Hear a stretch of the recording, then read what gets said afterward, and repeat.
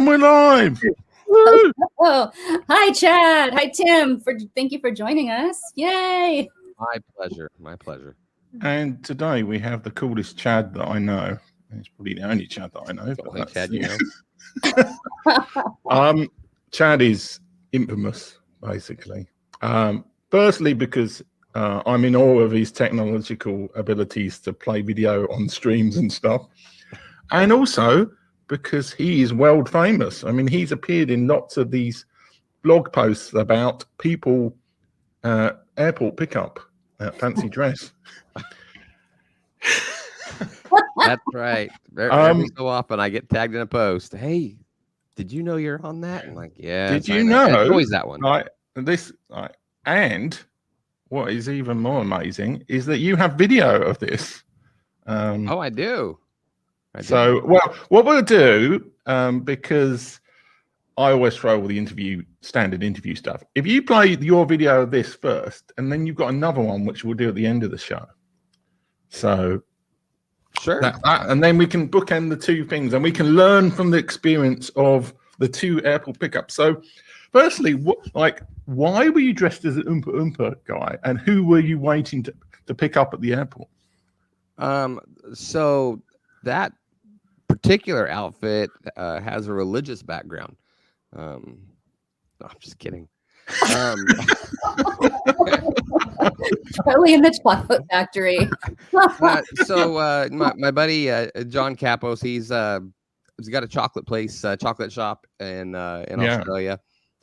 We had met through Snapchat, and we were both going to Social Media Day Denver. And he mentioned he needed a ride from the airport, and I told him, so why don't we pick you up? That way we can hang out a little bit before we get to the conference, and everybody's all chocolate Johnny, oh, I can't love you, and whatnot, and go all fangirl on him. So my wife and I picked him up. And a couple days before, I told my wife, I said, he's always using Oompa Loompas in his Snapchat story. Why don't I pick him up as an Oompa Loompa? And she's just like, oh, no. Because she knows we're both theater people. That's how we met, was in the theater. And she knew I would do it. So we threw this together. And, here's what happened. It's Chocolate Factory. And I heard he's coming to Denver, and this could be my big opportunity. Chocolate Johnny!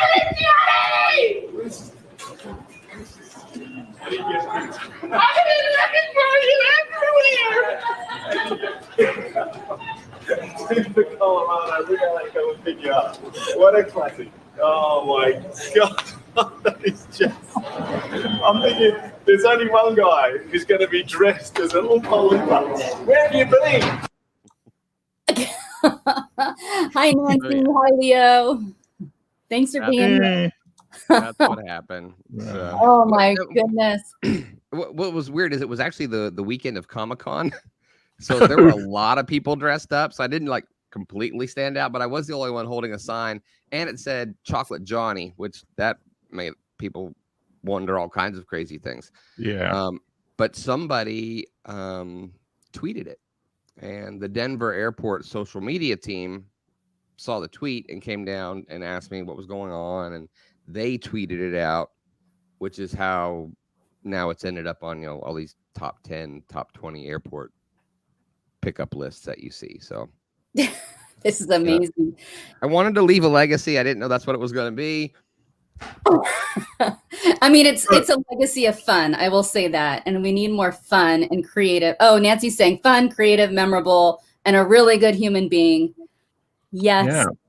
Well, at the time, you weren't the story catcher, were you? You were more sort of the video sort of drama. Video drama guy sounds like you're kind of going, but you were more into video, and then you became the story catcher. So can you talk a little bit about how that happened?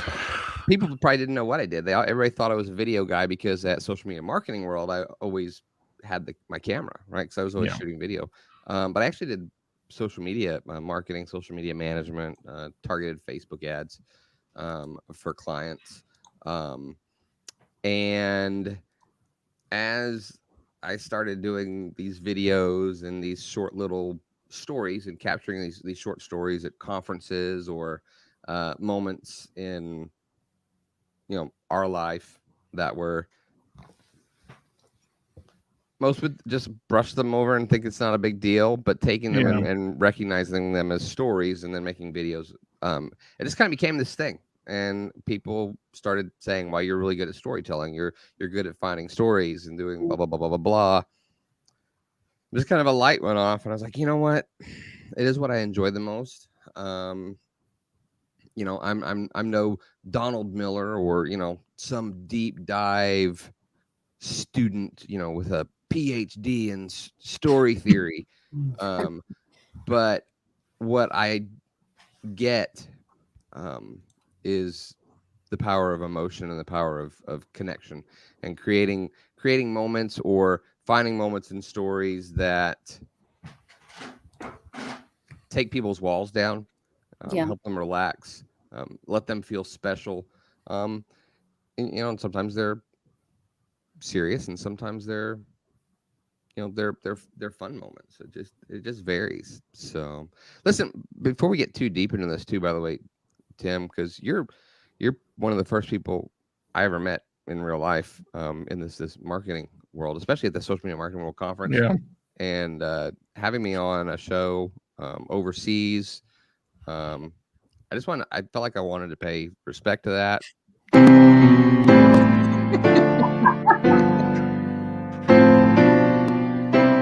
If I had a hat, I would pay respect.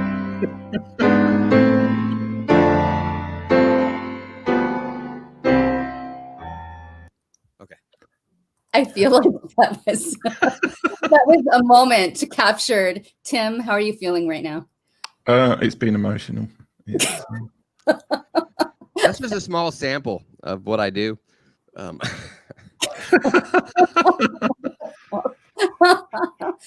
So yeah, that's the interview done then. So let's. We made it through. Chad, Should have played it at the end, like this broadcast is now ended. Chad, I have so many people in my world who aren't super familiar with marketing. What Tim and I have done is kind of merge two worlds. And so will you tell people and marketers? We have the marketers and the non-marketers. So tell, if you would, for those who don't know, what is it exactly that you do? Before I do that, what is the other world we're talking about? You know those other people at the airport who weren't dressed up for Comic-Con? Those people. Those people. No, but like obviously I'm in a circle that has a lot of people who are marketers, and you said you're in a circle that doesn't have a lot of marketers, but does it have a different kind of vibe or feel? They could have. I mean, I have authors in my circle. I have spiritual type, a lot of religious type gurus in my circles. And of course, everyone can use marketing. But for those who haven't been to social media marketing world or some of those events, you could tell us, what is it you do and why? Well, with social media marketing, people just drink mainly. It's not what you think it is. Yeah, that's why they just have SSMMW, because you can say it completely wrong and slur it, but people still know what you're saying. Where were you? I was the SMMW, which is social media marketing world. Yeah, that's funny. That's funny. Spiritual circles. How did that become your circle? Oh, you know what? This is really funny. This is what I do when I go on interviews. I interview the people who are interviewing me.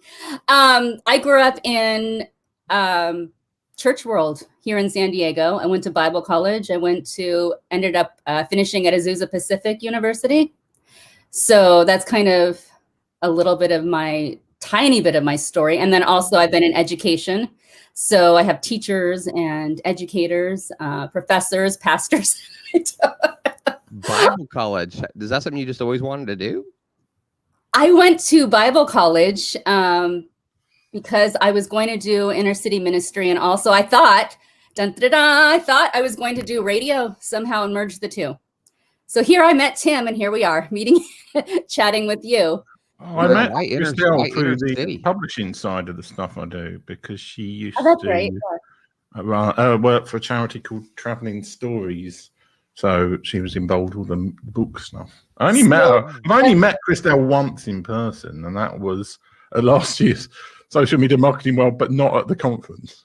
Yeah, so I That didn't. would be stupid. This is a safe place. This is a safe place.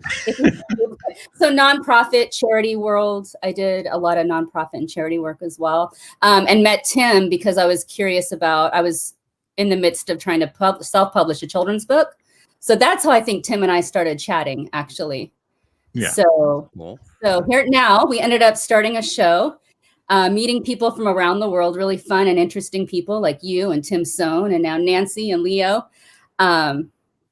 So my world. This is all deflection stuff from Chad, trying to get away, trying to answer the questions. Like, method use the to my time madness, right? He wanted to know. Stay with me. But because she said something that I'm curious about. I'm sorry, but you said that you want to do inner city stuff, and I kind of like, why inner city stuff? At the time, so I ended up going to Bible college in Minneapolis, Minnesota. At the time, I wanted to work in the world of inner city, possibly with the homeless population, which years later I did end up working locally for charity work or for nonprofit work, working with children who often were immigrants to San Diego, helping them fall in love with reading, and then working in a homeless shelter. So I did actually what I set out to do many, many, many years later. My story progressed into what I actually set out to do years ago. And years ago, that was inner city and also radio, kind of. Here I am with Tim. So yeah, it's a long story there. Tim Sohn, shout out to the books and magazines. You get motion sick when those comments come up. They come. No, Should have took like a Dramamine before I came on. So was it the inner city thing that was more important to you, or the immigrant piece, or the reading? The story. This is why I'm so intrigued by storytelling, and why I wanted to ask you about the power of story and what it is actually that you do, because I'm intrigued by the power of story and how important that is to allow everyone to know that we're all more alike than different, and that comes out with storytelling. Mm-hmm. And so how do you assess a good story and as opposed to a bad story? And is there such a thing as a bad story? Yeah, well, and more like, everyone has a story. And what is that? And when we sit down and start sharing our stories, it's a powerful moment, sitting at the table and sharing stories. And that does go into marketing. And so what I think I'm seeing you do, Chad, is capture those moments in story. And you do it in a very fun way. And that's how you're connecting with your audience. And so I'm going to go back to you and ask you, Chad, tell us what you do. Tell us about you. Why is the power of story so important? Even the commenters are asking what you do. What do you do? I have no idea. I keep very Subpellucid. Subpellucid, by the way, the reason we named the show that is because in marketing, people are always like, you need to be authentic and you need to be vulnerable and transparent. And I always just called baloney on that. I'm like, nobody is completely vulnerable. First of all, none of them want to be. They want to be confident, right? You don't be vulnerable. You don't be confident. And nobody's transparent. We don't show everything that goes on in our lives. So Subpellucid is actually a word. It's a real word. It means murky, not quite transparent. So that's where that name came from. So look, what I do is what I was trying to do with you, but you guys were on me about getting back to me, right? And that's I help people find their stories, right? So I help them catch their stories by just talking with them and taking that surface of, for example, I went to Bible college because I wanted to do inner city faith stuff and work with immigrants and teach them to read. But I really am good at helping people to kind of relax and start pulling out the why behind the story, and the emotion behind it, like why they really did that. Sometimes it can become annoying because I will keep asking you why, but why that, right? Yeah. But the feedback that I've gotten from others as I've done this is that I help them feel comfortable. Yeah. There's someone who is a big live streamer, theater performer, but doesn't like being on camera as a recording. And I spent some time with this person, and when they were done, they said it's the most relaxed they'd ever felt on camera. And we pulled a lot of good moments out and things that she hadn't thought about in a long time. And we're able to find the connections. Okay, well, how does that relate to what you do now? And how does it relate to people who want to do business with you later? And it's just helping people catch and find these moments where they're like, oh, wow, that is a story, right? People tell me all the time, I don't have stories, well, I'm boring. Nothing goes on in my world. There's nothing exciting about me, blah, blah, blah, blah, blah. And that's baloney. And we just don't recognize stories in our lives because to us, they're just life, right? And so this is an animated GIF. Oh, geez. Yeah, just find a whole series of them in thing. There was... I grew up in a religion that didn't drink coffee, and then I left that for a time, and I'm Christian now, and but my father-in-law, so I was late in life because I was married before. This is not my first marriage. My father-in-law, and here I was 40 years old, introduced me to coffee. I'd never had it, right?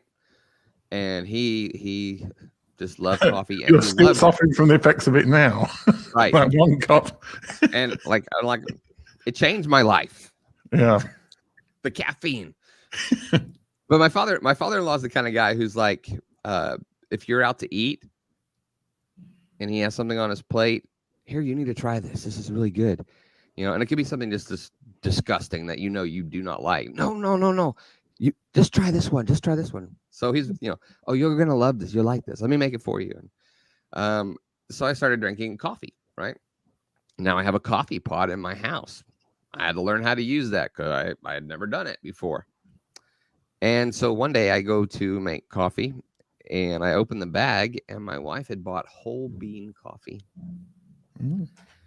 and I had no idea what to do. I didn't have a coffee grinder. So I Googled and I learned that I could use my Ninja blender on a certain setting, a certain way, and I could grind these coffee beans. But my wife was also taking a nap on the couch. So I was battling do I wake her up? Do I make my coffee? And I stopped and realized that there was something happening here. And I videoed it, and then I edited it, and I put it together, and it was the story of me actually transitioning to only using whole bean coffee, and the gift that my wife gave me through a mistake, but it was because she was making sure that I had the coffee in the house because she takes care of me, and I'm grateful for it. And so it's just little moments like that we just need to take a time out and think about because they're real. And people can connect to it, and once you can take these walls and start to tear them down, trust increases. And as trust increases, then people are more willing to listen to other things that you have to say, use your services, buy your product, when they can feel connected to it. Because again, we get bombarded by people selling everything from every different direction. But it's the reason why we listen to our friends' suggestions on what to buy. Right? It's not just because they're like, oh, that's a great product. Yeah. Usually it's like, oh yeah, we love that. We did this with it and we were having this problem and it did this and this and this. And they tell a story of how that product helped solve a situation that they were dealing with. Right. And so that's the power. And that's just what I do. I just help people realize that you do have stories and I help them find them. So, well, that's the end of the interview then. We talked to Chad about what he does. It was so boring. You just you're like, okay, well, let's just not continue. Whatever. Yeah. That was enough of that. Now, let's talk about. I love your LinkedIn profile description, which I'm going to put up. So, for anybody who's not seen Chad's LinkedIn description, it says, following a hardcore snipe hunt, botched pizza delivery robbery, 2 years in a bear suit, and several moments atop a 6-foot unicycle, Chad Illa-Petersen, aka the story catcher, discovered the compelling power of stories. Today, Chad helps you find and craft your brand stories, evoking emotional responses, resulting in higher customer trust, conversion, and retention. Mm-hmm. I have to just say that is the best LinkedIn description I've seen for a long time, probably ever. So anybody who's interested in Chad, look him up on LinkedIn, even though I haven't put his LinkedIn description down, but his name's pretty unique, so you can just type that into the LinkedIn search. But so the name is a unique thing, by the way. There's a story there. I can tell you in a minute. Yeah. Good. But I suspect that not all of the statements in that LinkedIn description were true. So could you basically say how much you need to be like true to what you are, and how much does embellishment come into stories, and where's the line between just making stuff up that's just totally wrong, and about expanding and being fun with story concepts? Sure. You know, there's the difference between just a storyteller, right, or fables or things that have a meaning, the moral of the story, and then we make some things up and embellish some things or whatever. But when you're building trust with someone, the last thing you want to have happen is that they discover you lied and made up a story that was being used to build your relationship and start that process. So embellish for the sake of the story and give it a little flair. Sure, I get that, a little, right? But nothing that's going to completely change what really happened. You know, there's you could be stuck and stranded in your car and it's 95 degrees outside. I think you have the right to say that, you know, it was a scorcher and had the potential, you know, to cause serious damage. You know, it's the heat. You know, there was the potential for heat stroke. You know, 95 degrees, you're out there long enough. Yeah, it's possible, right? Mm-hmm. But, you know, if it was 65 degrees outside, so there's ways to phrase and say things. But as far as my LinkedIn profile, there's no falsehoods in that at all. Everything in that is correct. Mm-hmm. Even the unicycle. Yeah, there's one behind me right there. Ooh. The power of the story, Tim. The children, the drama and the story and the children. If we had more time, I'll get you to ride the unicycle, but probably would be a first on live video. I'm kind of thinking we all need to hire Chad to write our LinkedIn profiles. The creativity and the story behind it. That's a lot of fun. You know, the purpose behind that was to share stories without sharing the whole story, right? Yeah. It's okay. Well, now I want to know. I haven't rode a unicycle, ridden. Not thank God for Grammarly. A unicycle in years. And Dennis Yu, who's a big Facebook marketer, recently went live and did a juggling thing. And I used to juggle. My brother and I used to team juggle. Yeah. Did shows and things when we were kids. And I told my wife, I said, you know what, I want to start riding again. It's a great core workout. I mean, it's like I can go around the block right now, and then I'm like dead. My legs are on fire. So I've only had it for a few weeks. Back in the house, it's been years. So riding it live right now might be an ugly thing. So tell us about Texas. You guys have been through a lot with the weather, and I saw you telling some stories on Facebook. And tell us how everyone's doing in Texas and how you survived. And did anything freeze over in your own house? We had a busted pipe. We lost hot water because we had a broken hot water pipe. for a couple days. We only lost electricity overnight one night for about 10 hours. It was the coldest night when, it was in the teens, which for us is, our homes and things aren't insulated in a way that, we're ready for that kind of thing.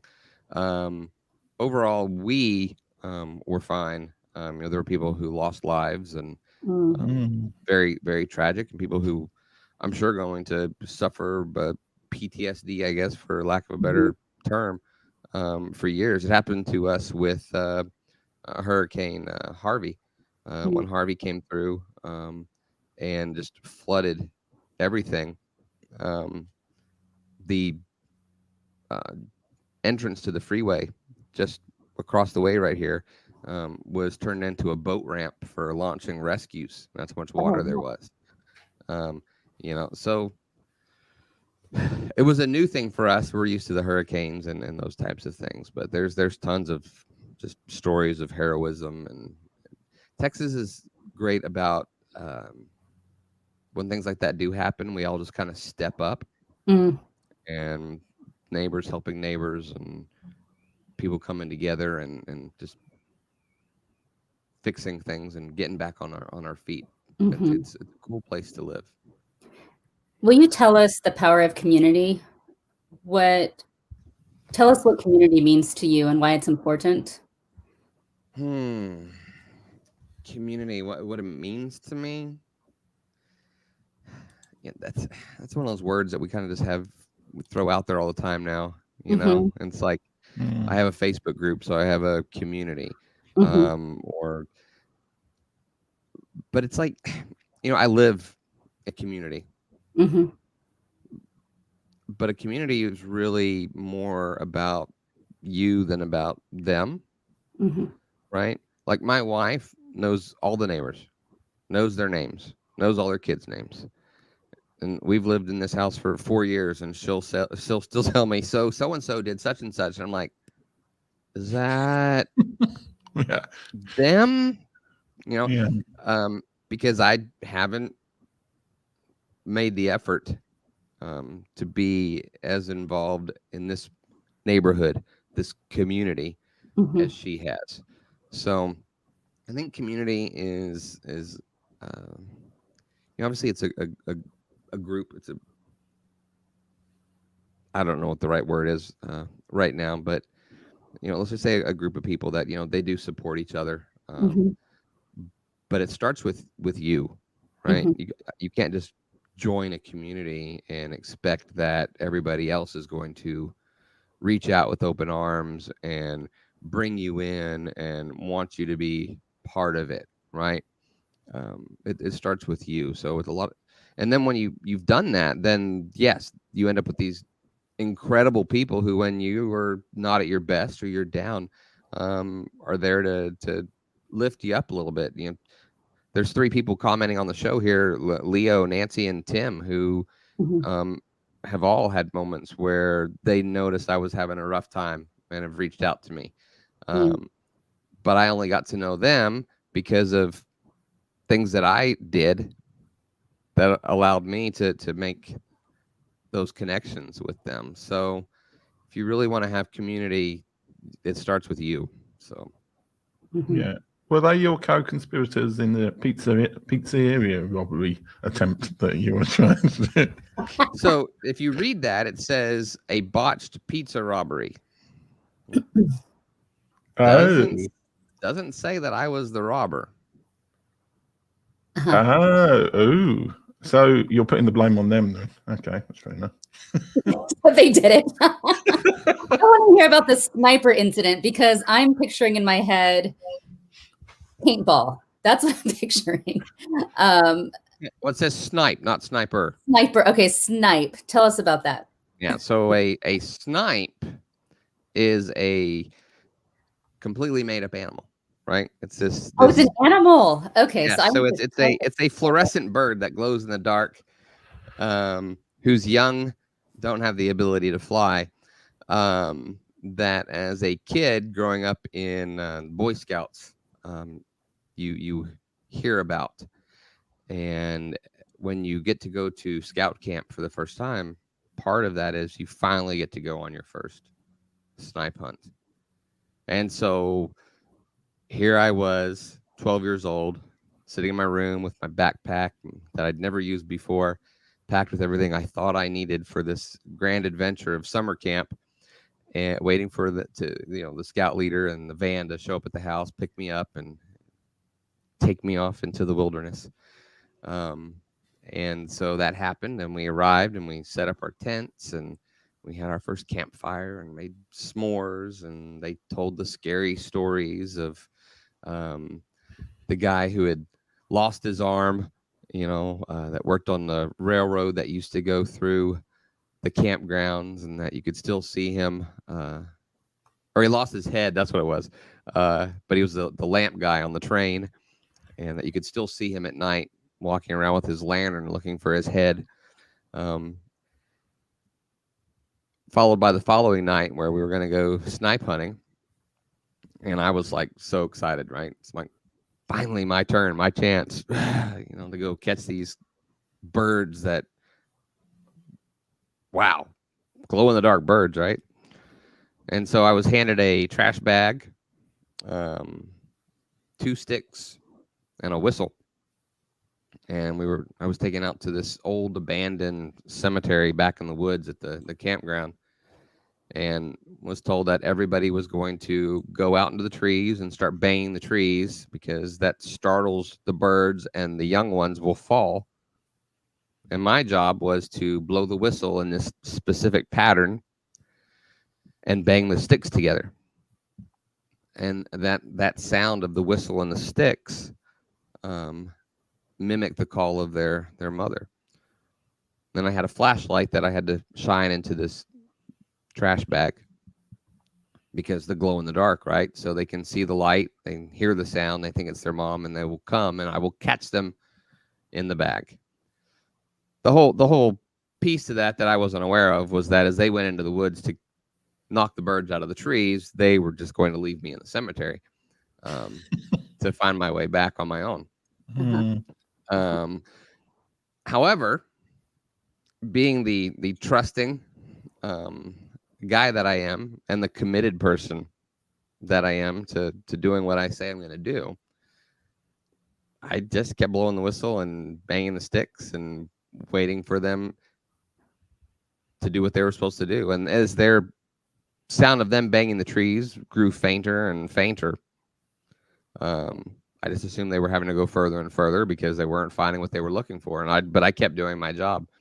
And after a while, they came back because they realized he's not going to stop.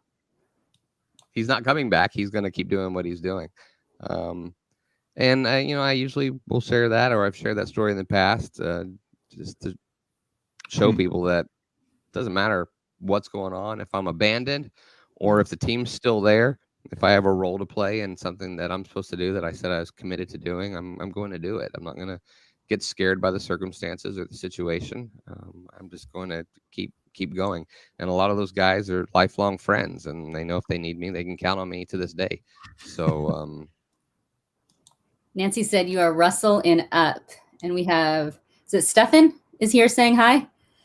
oh, Stefan was on our last Subpellucid. Chad, another live show. Hopefully the therapy bill he's going to send you won't be too big. So, right. Well, we're kind of getting. We used to be very strict because with time, because Christelle had a job that started at exactly 7:30, but she hasn't got that job. I would run out of here. But we did say that we would talk about this airport pickup where you it looks like you're dressed as an Amish version of Dorothy from The Wizard of Oz. So bearded can we talk Dorothy. a little bit about that before we finish the interview? The bearded Dorothy and the bearded YouTube guy. Yeah. Owen Video. It's just a dear friend. I love that guy. He and I have been just really close from the get-go. We both commented on something in a group, and there was just something that just, I don't know, the way we both said whatever we said, we just knew that there was something just good man. I just love that guy. Yeah. So what am I watching? we were at a social media conference in Wichita, and I heard he was coming. He didn't know I was going to be there. And so we had done some other airport pickups after the Oompa Loompa one. The next year, we decided to do another one in Denver for their keynote speaker, which was John Lee Dumas. Okay. And then so it just got, and then from there it just started becoming a thing, right? Yeah. So we figured Kansas conference is there. What's more Kansas than, you know, Dorothy and Toto? But to take it up a notch, it's one thing to be a guy dressed as Dorothy, but it's just a little bit stands out a little bit more if Dorothy has a full beard. So we're sitting there, and it took a lot. Like his plane took forever to unload, so we're just sitting there. People are just walking back and forth and looking at us, and like, you know, here's this little small Wichita airport where nothing probably ever happens, and there's probably people who like moved, like, you know, Susie, we're moving. We're selling the house and we're leaving. Yeah. Wichita is going to hell. The big population drop that year. So, but yeah, here's There he is. Owen, you're home.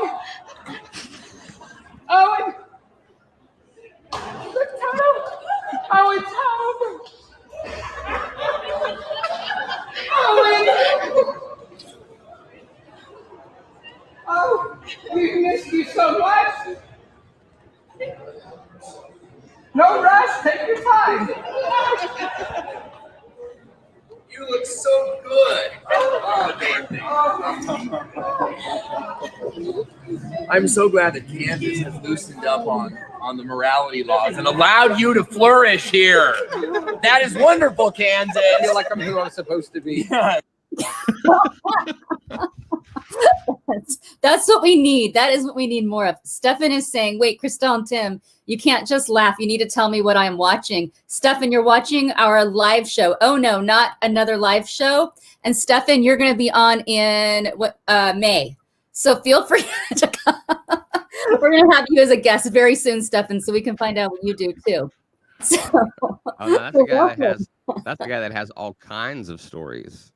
I think we're friends on Facebook, and I must have met Stefan through Tim. I mean, but yeah. He has all kinds of stories. You know, he was a like mega star in the roller disco scene back in the 70s. So, yeah. Is that when you were unicycling? He rode a unicycle as well. He's also a unicycler. We are going to get him on. We're going to get him on to share his story next. So, Stefan, we're hearing Chad's story. So you just need to comment to get invited on the show. Is that the way? Tim, do you remember? Do you remember this moment? Oh, is this where we met? Yeah. Oh, look, sorry. Hate, man. Does he reserve hate for like broccoli? Yeah, broccoli, I'll go down. Or kale. Exactly. Yep, that's when we met at the coffee shop. You had said you had like a disdain or a hate for, I forget what it was. But probably social media or something. Or marketers or something. And Lainey's like, you need to like hold on to your hate for things that really should be hated, like broccoli. Now, where was that? Was that San Diego? Where was that? Yep. Okay. That's the Starbucks right there in the gas lamp district. Okay. Yeah. So that was social media marketing world. Tim says, what is going on here?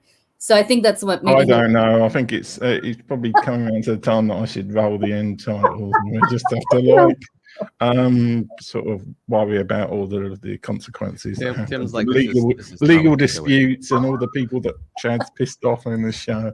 We're letting Chad run the show, Tim. Tim's asking, are you using OBS to play these videos, Chad? Maybe. That was exactly the question that I asked Chad in the intro, and you'll have to privately message him to find out if it's true or not. Slide into my DMs. Slide into the DMs. Slide into the DMs. Chad. Right. Anyway. Oh, Tim, did you want to go? No, you asked that question, and then I'll just say something. Chad, where can we find you? If people want to be friends with you, if they want to capture your marketing abilities, where can we find you? Like everybody, we've got the storycatcher.com, we've got our website, we've got our Facebook page, blah, blah, blah. But if you really just want to like connect with me, then, message me on Facebook. If there's a reason you want to connect with me, then let's chat, or we know people in common. I'd rather just talk to somebody on Facebook where I'm just who I am, than some stuffy shirt, LinkedIn or whatever. I'm who I am. So I'd rather get to know you and chat with you in a place where it's just relaxed and real.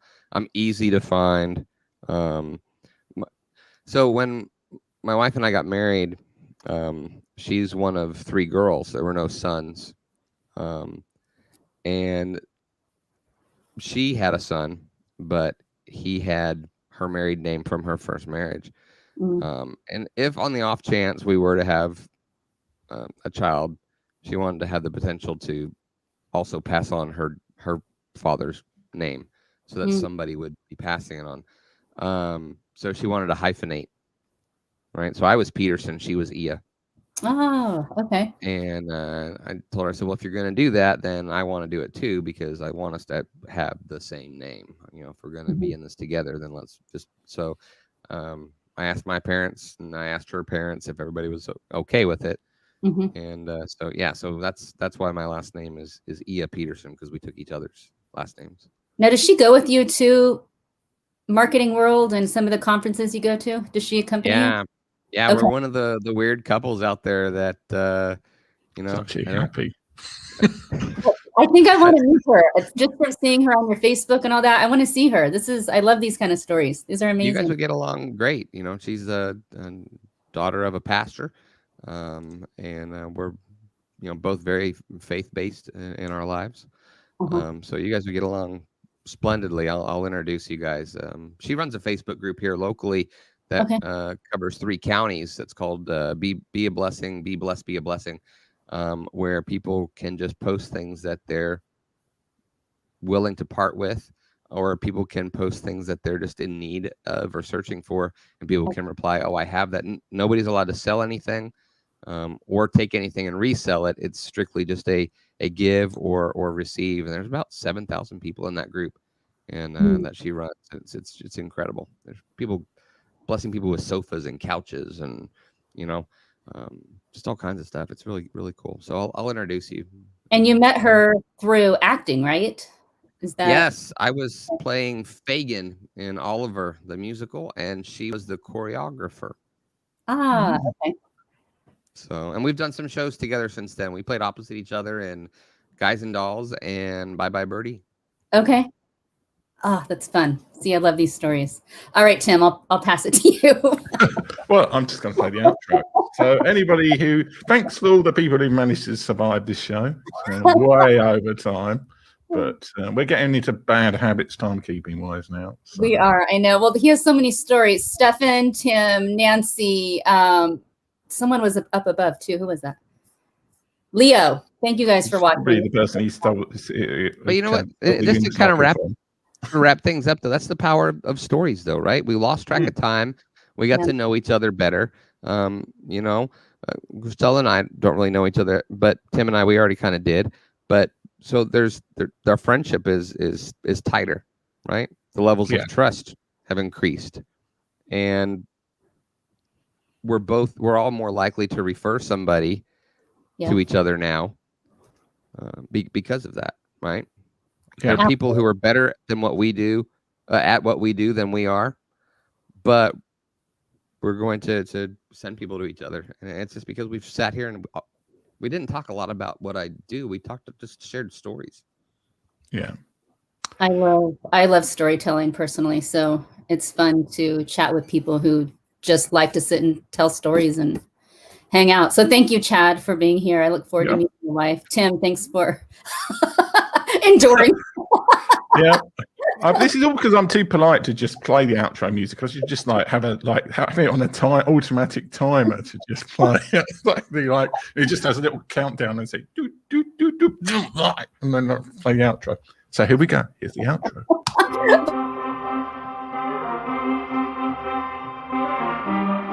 this is terrifying for me. I've made more money in the last 3 years than I did in the previous 7. Cliche shit, you know.